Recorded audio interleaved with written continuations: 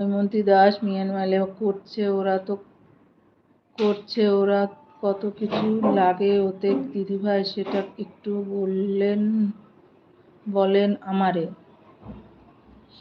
এখন কিছুই লাগবে না গো, ওগুলো লাগবে পরে। এখন তো শুধু যেগুলো আসছে তোমার 2 স্টেপ ভেরিফিকেশন থাকলে আর এখন অ্যাপ্লাই করবে শুধু, ওখানে যা যা বলবে সেই এবার যদি ছেলেরা পারবে কিনা জানি না, যদিও পারে তবুও টেক চ্যানেলগুলো দেখতে বলো, যদি না করে থাকে 1-2 জনের মুখে বলো যে কিভাবে অ্যাপ্লাই করব, ইউটিউবে মুখে বলো, দেখবে অনেক লোকে টেক চ্যানেল এসে যাবে।